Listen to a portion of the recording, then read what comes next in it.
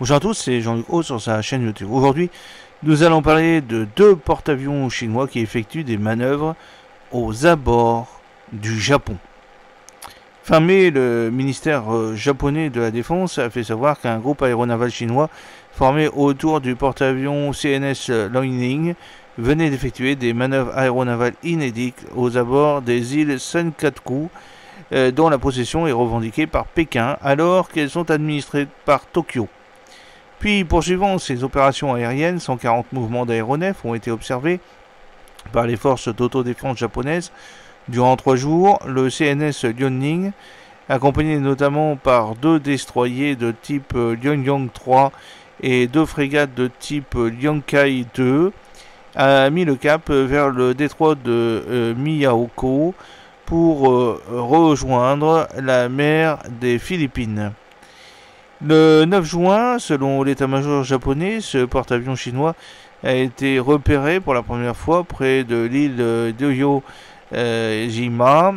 située en mer des Philippines à environ 1046 km au sud de Tokyo, c'est-à-dire au-delà de la deuxième chaîne d'îles, située entre l'archipel nippon éloigné d'Okazawara et de l'île de Guam, où les États-Unis disposent d'une importante base militaire. Et cela avec un groupe aéronaval plus étoffé, 2 puissants croiseurs de type 055D, à savoir le CNS Nonchang et le CNS Yuzi, l'ayant rejoint avec au moins un pétrolier ravitailleur, le CNS Keizinshikyu.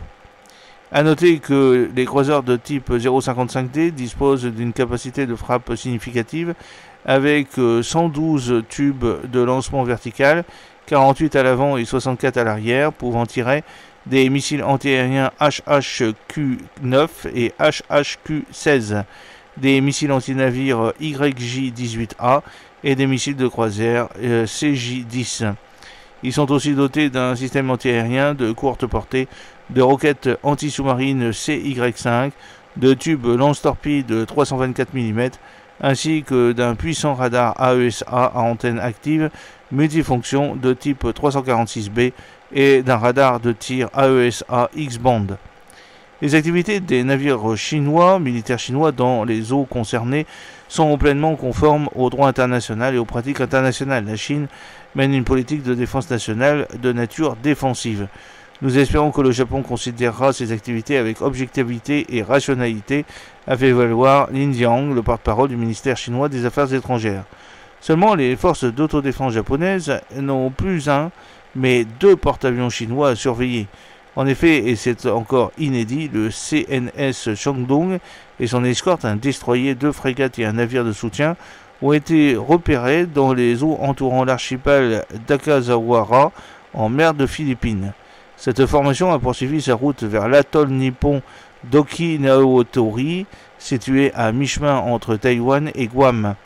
Il y a quelques jours, un navire de recherche chinois identifié comme étant le Tankankei y avait été vu en train de déployer un câble.